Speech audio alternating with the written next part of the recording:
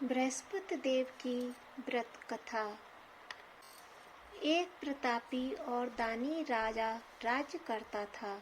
वह नित्य गरीबों और ब्राह्मणों को सहायता करता। यह बात उसकी रानी को अच्छी नहीं लगती। वह न ही गरीबों को दान देती, न भगवान का पूजन करती और राजा को भी दान देने से मना करती थी। एक दिन राजा शिकार खेलने गए हुए थे तो रानी महल में अकेली थी।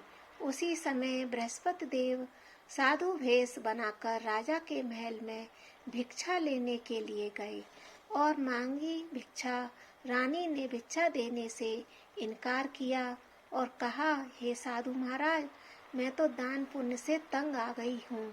मेरा पति सारा धन लुटाते रहते हैं। मेरी इच्छा है कि हमारा धन नष्ट हो जाए और फिर न रहेगा बांस, न बजेगी बांसुरी। साधु ने कहा, देवी, तुम तो बड़ी विचित्र हो। धन संतान तो सभी चाहते हैं, पुत्र और लक्ष्मी तो पापी के घर भी होने चाहिए। यदि तुम्हारे पास अधिक धन है तो भूखों को भोजन दो, प्यासों के लिए प्याऊ बनवाओ, मुसाफिरों के लिए धर्मशालाएं खुलवाओ। जो निर्धन और अपनी कुंवारी कन्याओं का विवाह नहीं कर सकते, उनका विवाह करा दो। ऐसे में और भी कई काम हैं जिनके करने से तुम्हारा यश लोक परलोक में फैलेगा। परंतु रानी पर उपदेश का कोई प्रभाव नहीं पड़ा। वह बोली, महाराज, आप मुझे कुछ न समझाएं। मैं ऐसा धन नहीं चाहती जो हर जगह बांटती फिरूं। साधु ने उत्तर दिया, यदि तुम्हारी ऐसी इच्छा है तथास्तु। तुम ऐसा करना है कि बृहस्पतिवार के दिन लीपकर पीली मिट्टी से अपना सिर धोकर स्नान करना, भट्टी चढ़ाकर कपड़े धोना। ऐसा करने से आपका सारा धन नष्ट हो जाएगा। इतना कहकर वह साधु महाराज वहां से आलोप हो गए। साधु के अनुसार कही हुई सारी बातें रानी को केवल 3 बृहस्पतिवार ही बीते थे कि उसकी समस्त धन संपत्ति नष्ट हो गई। भोजन के लिए राजा का परिवार तरसने लगा। एक दिन जब राजा ने अपनी रानी से बोला, हे रानी, तुम यहीं रहो, मैं दूसरे देश में जाकर कुछ करता हूँ, क्योंकि यहाँ पर सभी लोग मुझे जानते हैं, इसलिए मैं कोई छोटा कार्य नहीं कर सकता। ऐसा कहकर राजा परदेश चला गया। वहाँ वह जंगल से लकड़ी काट कर लाता और शहर में बेचता। इस तरह वह अपना जीवन व्यतीत करने लगा। इधर राजा के परदेश जाते ही रानी और दासी दुखी रहने लगी। एक बार जब रानी और दासी को 7 दिन तक बिना भोजन के रहना पड़ा तो रानी ने अपनी दासी से कहा, हे दासी, पास ही के नगर में मेरी बहन रहती है। वह बड़ी धनवान है। तू उसके पास जाकर कुछ ले आ ताकि थोड़ी बहुत गुजर बसर हो जाए। दासी रानी के बहन के पास गई। उस दिन गुरुवार था और रानी की बहन उस समय बृहस्पतिवार देव की कथा सुन रही थी। दासी ने रानी की बहन को अपनी रानी का संदेश दिया, लेकिन रानी की बड़ी बहन ने कोई उत्तर नहीं दिया। जब दासी को रानी की बहन से कोई उत्तर नहीं मिला तो वह बहुत दुखी हुई और उसे क्रोध भी आया। दासी ने वापस आकर रानी को सारी बात बता दी। सुनकर रानी ने अपने भाग्य को कोसा। उधर रानी की बहन ने सोचा कि मेरी बहन की दासी आई थी, परंतु मैं उससे नहीं बोली, इससे वह बहुत दुखी हुई होगी। कथा सुनकर और पूजन समाप्त करने के बाद वह अपनी बहन के घर आई और कहने लगी, हे बहन, मैं बृहस्पतिवार का व्रत कर रही थी। तुम्हारी दासी मेरे घर आई थी, परंतु जब तक कथा होती है तब तक न तो उठते हैं और न ही बोलते हैं, इसलिए मैं नहीं बोली। कहो दासी, क्यों गई थी? रानी बोली, बहन, तुमसे क्या छिपाऊं, हमारे घर में खाने तक को अनाज नहीं था। ऐसा कहते कहते रानी की आंखें भर आईं। उसने दासी समेत पिछले 7 दिनों से भूखे रहने तक की बात अपनी बहन को बता दी। रानी की बहन बोली, देखो बहन, भगवान बृहस्पति की मनोकामना को पूर्ण करते हैं। देखो, शायद तुम्हारे घर में अनाज रखा हो। पहले तो रानी को विश्वास नहीं हुआ पर बहन के आग्रह करने पर उसने अपनी दासी को अंदर भेजा तो उसे सचमुच में अनाज से भरा एक घड़ा मिल गया। यह देखकर दासी को बड़ी हैरानी हुई। दासी रानी से कहने लगी, हे रानी, जब हमको भोजन नहीं मिलता तो हम व्रत ही करते हैं, इसलिए क्यों ना इसे व्रत और कथा की विधि पूछ ली जाए ताकि हम भी व्रत कर सकें। तब रानी ने अपनी बहन से बृहस्पतिवार व्रत के बारे में पूछा। उसकी बहन ने बताया, बृहस्पतिवार व्रत में चने की दाल और मुनक्का से विष्णु भगवान का केले की जड़ में पूजन करें तथा दीपक जलाएं, व्रत कथा सुने और पीला भोजन ही करें। इससे बृहस्पति देव प्रसन्न होते हैं। व्रत और पूजन विधि बताकर रानी की बहन अपने घर को लौट आई।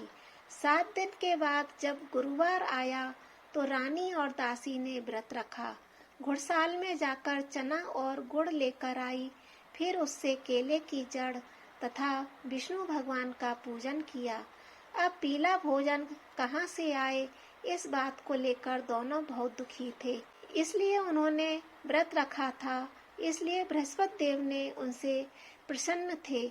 इसलिए वे एक साधारण व्यक्ति का रूप धारण कर 2 थालों में सुंदर पीला भोजन दासी को दे गए। भोजन पाकर दासी प्रसन्न हुई और फिर रानी के साथ मिलकर भोजन ग्रहण किया। उसके बाद वे सभी गुरुवार को व्रत और पूजन करने लगीं। बृहस्पति भगवान की कृपा से उनके पास फिर से धन संपत्ति आ गई, परंतु रानी फिर से पहले की तरह आलस करने लगी। तब दासी बोली, देखो रानी, तुम पहले भी इस प्रकार आलस करती थी। तुम्हें धन रखने में कष्ट होता था, इस कारण सभी धन नष्ट हो गया, और अब जब भगवान बृहस्पति की कृपा से धन मिला है तो तुम्हें फिर से आलस होता है। रानी को समझाते हुए दासी कहती है, बड़ी मुसीबतों के बाद हमने यह धन पाया है, इसलिए हमें दान पुण्य करना चाहिए, भूखे मनुष्यों को भोजन कराना चाहिए और धन को शुभ कार्यों में खर्च करना चाहिए, जिससे तुम्हारे कुल का यश बढ़ेगा, स्वर्ग की प्राप्ति होगी और पितृ प्रसन्न होंगे। दासी की बात मानकर रानी अपना धन शुभ कार्यों में खर्च करने लगी, जिससे पूरे नगर में उसका यश फैलने लगा।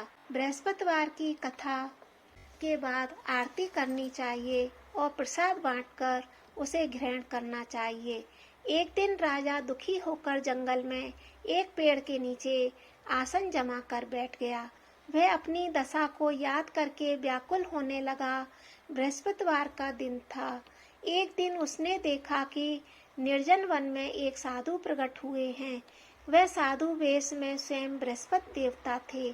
लकड़हारे के सामने आकर बोले, हे लकड़हारे, इस सुनसान जंगल में तू चिंता मग्न क्यों बैठा है? लकड़हारे ने दोनों हाथ जोड़कर प्रणाम किया और उत्तर दिया, महात्मा जी, आप सब कुछ जानते हैं, मैं क्या कहूँ।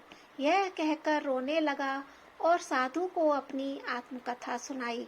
महात्मा जी ने कहा, तुम्हारी स्त्री ने बृहस्पतिवार के दिन बृहस्पति भगवान का निरादर किया है, जिसके कारण रुष्ट होकर उन्होंने तुम्हारी यह दशा कर दी। अब तुम चिंता दूर करो और मेरे कहने पर चलो, तो तुम्हारे सब कष्ट दूर हो जाएंगे और भगवान पहले से भी अधिक संपत्ति देंगे। तुम बृहस्पतिवार के दिन कथा किया करो। 2 पैसे के चने मुनक्का लाकर उसका प्रसाद बनाओ और शुद्ध जल से लोटे में शक्कर मिलाकर अमृत तैयार करो। कथा के पश्चात अपने सारे परिवार और सुनने वाले प्रेमियों से अमृत और प्रसाद बांटकर आप भी ग्रहण करो।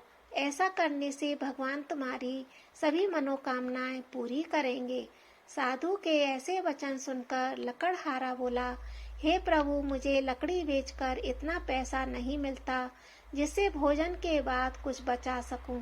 मैंने रात्रि में अपनी स्त्री को व्याकुल देखा है।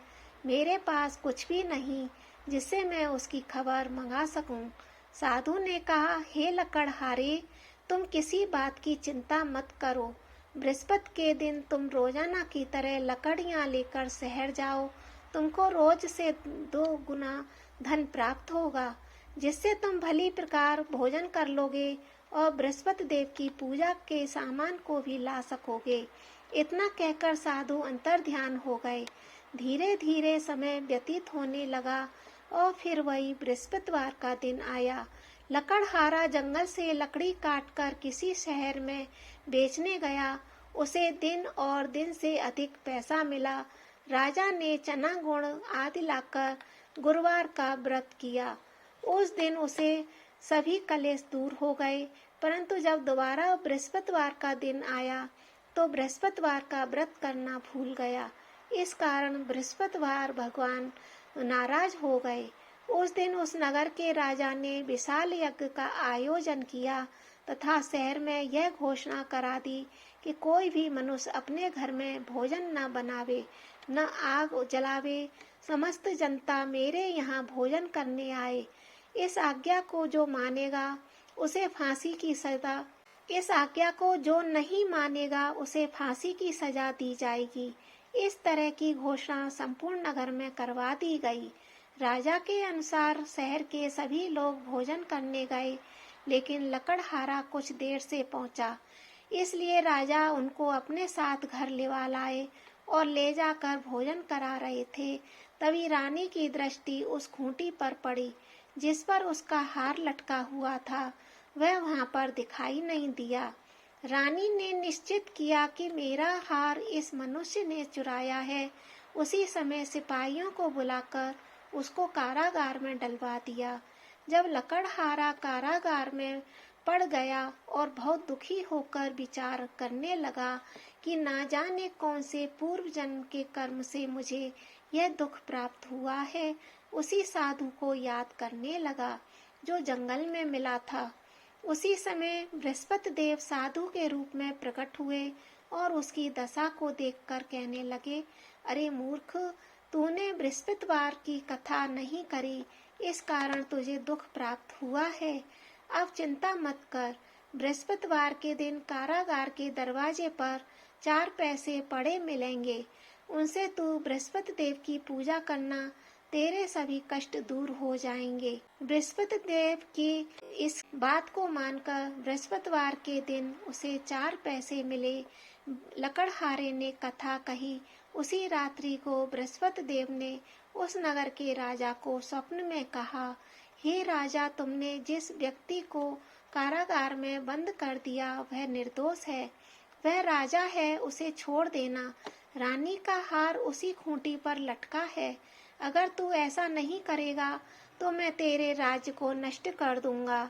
इस तरह रात्रि को स्वप्न में देख कर राजा प्रातः काल उठा और खूंटी पर हार देखकर लकड़हारे को बुलाकर क्षमा मांगी तथा लकड़हारे को योग्य और सुंदर वस्त्र आभूषण देकर विदा किया। बृहस्पति देव की आज्ञा के अनुसार लकड़हारा अपने नगर को चल दिया। राजा जब अपने नगर के निकट पहुंचा तो उसे बड़ा आश्चर्य हुआ। नगर में पहले से अधिक बाग, तालाब, कुएं, बहुत सी धर्मशाला, मंदिर आदि हैं। राजा ने पूछा, यह किसका बाग और धर्मशाला है? तब नगर के सब लोग कहने लगे, यह सब रानी और बांदी के हैं। तो राजा को आश्चर्य हुआ और गुस्सा भी आया। जब रानी ने यह खबर सुनी कि राजा आ रहे हैं तो उन्होंने बांदी से कहा कि हे दासी, हम राजा को कितनी बुरी हालत में छोड़ गए थे। हमारी ऐसी हालत देखकर वे लौट न जाएं, इसलिए तू दरवाजे पर खड़ी हो जा। आज्ञा के अनुसार दासी दरवाजे पर खड़ी हो गई। राजा आए तो उन्होंने अपने साथ लिवा लाई। तब राजा ने क्रोध करके अपनी रानी से पूछा, यह धन तुम्हें कैसे प्राप्त हुआ? तब उन्होंने कहा, हमें यह सब धन बृहस्पति देव के व्रत के प्रभाव से प्राप्त हुआ है। राजा ने निश्चय किया कि 7 रोज बाद तो सभी बृहस्पति देव की पूजन करते हैं, परंतु मैं प्रतिदिन 3 बार कहानी और रोज व्रत किया करूँगा। अब हर समय राजा के दुपट्टे में चने की दाल बंधी रहती तथा दिन में 3 बार कहानी कहता। एक रोज राजा ने विचार किया कि चलो अपनी बहन के यहाँ हो आएं। इस तरह निश्चय कर राजा घोड़े पर सवार होकर अपनी बहन के यहाँ चलने लगा। मार्ग में उसने देखा कुछ आदमी एक मुर्दे को लिए जा रहे हैं। उन्हें रोककर राजा ने कहा, अरे भाइयों, मेरी बृहस्पति देव की कथा सुन लो। वे बोले, हमारा तो आदमी मर गया है, इसको अपनी कथा की पड़ी है। परंतु कुछ आदमी बोले, अच्छा कहो, हम तुम्हारी कथा भी सुनेंगे। राजा ने दाल निकाली और जब कथा आधी हुई थी कि मुर्दा हिलने लग गया, और जब कथा समाप्त हो गई तो राम राम करके मनुष्य उठकर खड़ा हो गया। आगे मार्ग में उसे एक किसान खेत में हल चलाता मिला। राजा ने उसे देखकर उससे बोला, अरे भैया, तुम मेरी बृहस्पतिवार की कथा सुन लो। किसान बोला, जब तक मैं मेरी कथा सुनूंगा तब तक 4 हरिया जोत लूंगा, तब अपनी कथा और किसी को सुनाना। इस तरह राजा आगे चलने लगा। राजा के हटते ही बैल पछाड़ खाकर गिर गए और किसान के पेट में बड़ी जोर से दर्द होने लगा। उस समय उसकी माँ रोटी लेकर आई। उसने जब यह देखा तो अपने पुत्र से सब हाल पूछा और बेटे ने सभी हाल कह दिया। तो बुढ़िया दौड़ी दौड़ी उस घुड़सवार के पास गई। उससे बोली कि मेरी कथा सुनूंगी, तू अपनी कथा मेरे खेत पर चलकर कहना। राजा ने बुढ़िया के खेत पर जाकर कथा कही, जिसके सुनते ही वह बैल उठ खड़े हुए और किसान के पेट का दर्द भी बंद हो गया।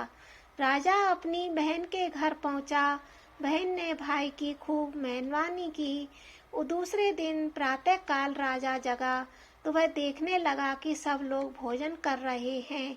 राजा ने अपनी बहन से कहा, ऐसा कोई मनुष्य है जिसने भोजन नहीं किया हो, मेरी बृहस्पतिवार की कथा सुन ले। बहन बोली, हे भैया, यह देश ऐसा ही है, पहले यहाँ भोजन करते हैं, बाद में अन्य काम करते हैं। अगर कोई पड़ोस में हो तो देख आऊं। वह ऐसा कहकर देखने चली गई, परंतु उसे कोई भी व्यक्ति नहीं मिला। उसने भोजन न किया हो, अतः एक कुमार के घर गई जिसका लड़का बीमार था। उसे मालूम हुआ कि उसके यहाँ 3 रोज से किसी ने भोजन नहीं किया है। रानी ने अपने भाई की कथा सुनने के लिए कुम्हार से कहा। वह तैयार हो गया। राजा ने जाकर बृहस्पतिवार की कथा कही, जिसको सुनकर उसका लड़का ठीक हो गया। अब तो राजा की प्रशंसा होने लगी। एक रोज राजा अपनी बहन से कहा, हे बहन, हम अपने घर को जाएंगे, तुम भी तैयार हो जाओ। राजा की बहन ने अपनी सास से कहा। सास ने कहा, हाँ चली जा, परंतु अपने लड़कों को मत ले जाना, क्योंकि तेरे भाई के कोई औलाद नहीं है। बहन ने अपने भाई से कहा, हे भैया, मैं तो चलूंगी, पर कोई बालक नहीं जाएगा। राजा बोला, जब कोई बालक नहीं चलेगा तब तुम ही क्या करोगी। बड़े दुखी मन से राजा अपने नगर को लौट आया। राजा ने अपनी रानी से कहा, हम निर्वंशी हैं, हमारा मुंह देखने का धर्म नहीं है और कुछ भोजन आदि नहीं किया है। रानी बोली, हे प्रभु, बृहस्पति देव ने हमें सब कुछ दिया है, वह हमें औलाद अवश्य देंगे।